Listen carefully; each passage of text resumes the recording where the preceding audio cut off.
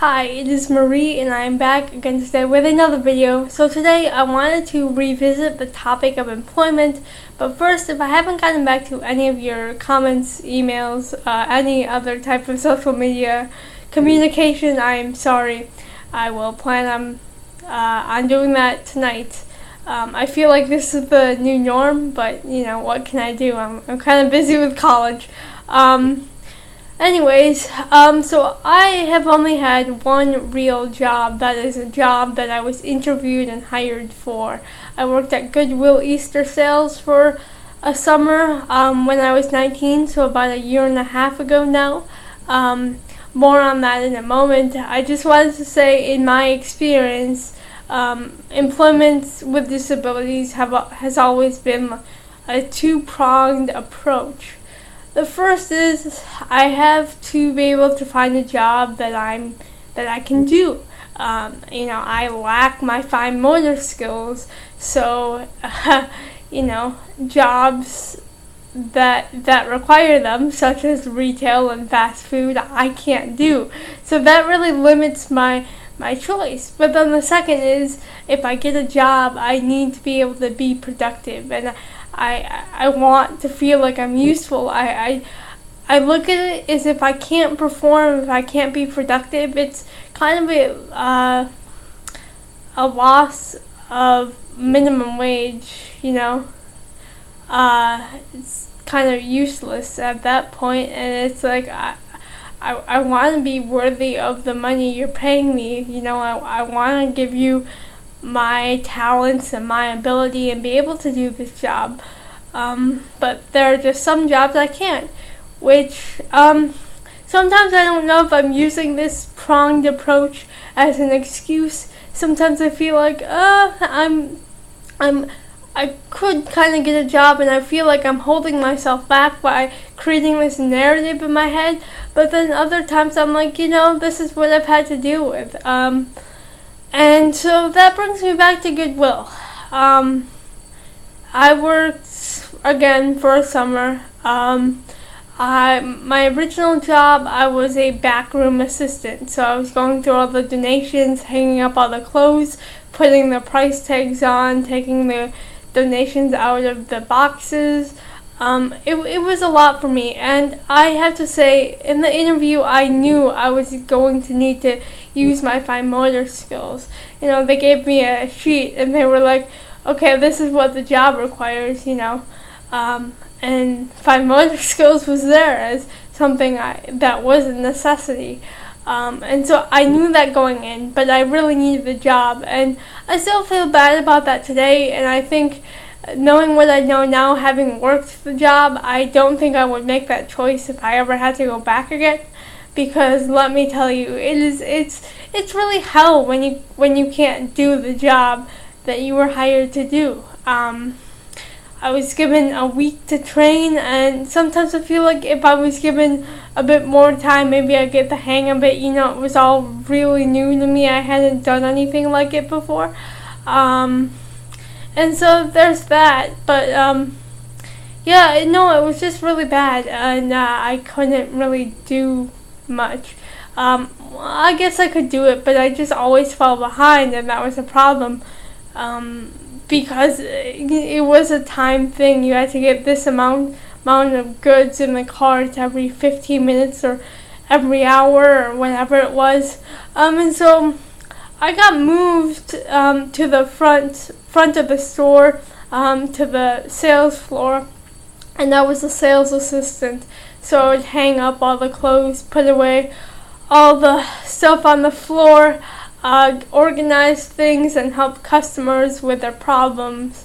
The thing is, with the sales assistant, you're also expected to cashier. However, I never cashiered. I just kind of organized the store and cleaned everything up again.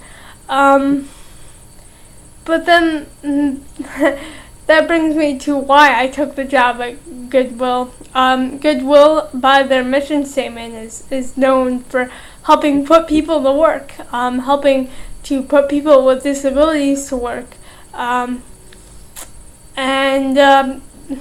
I was like, okay, well, if that's their deal, I guess I can start out there, it's kind of safe. And so I did work with a lot of people with disabilities, and I have to say they were a hard-working group, and I think a lot of people, including myself, with a disability, we're a lot of hard-working people because I feel like we're never really given the opportunity to work. And so when that opportunity comes around, we're putting our all into it. However, I saw a lot of work go underappreciated, and a lot of people with disabilities were treated in an infantile fashion, and that was partly because some of them came over on a work program,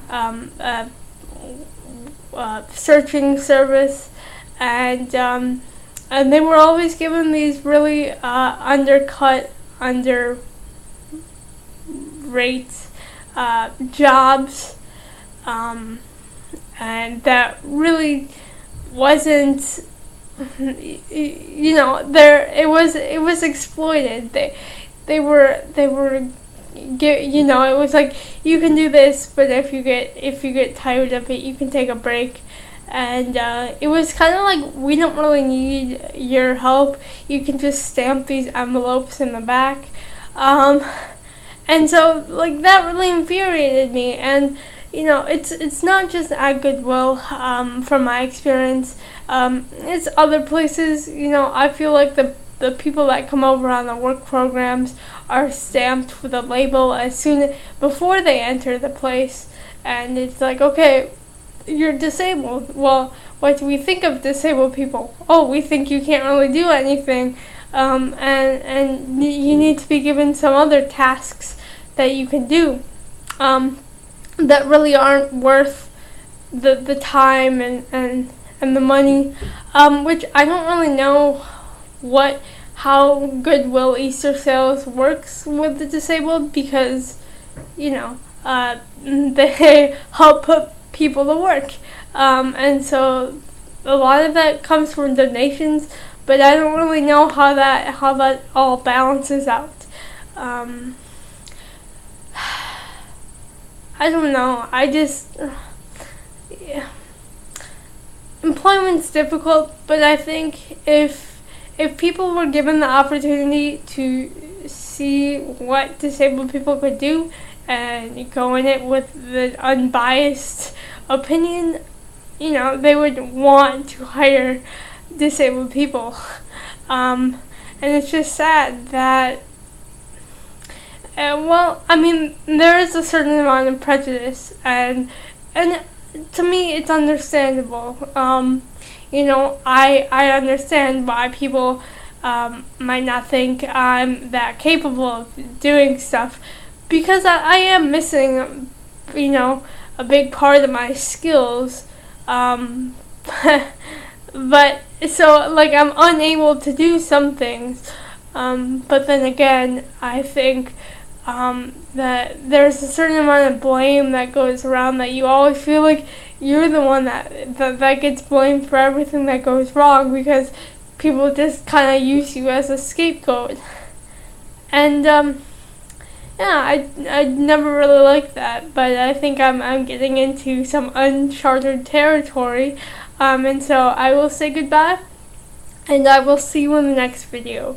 Goodbye.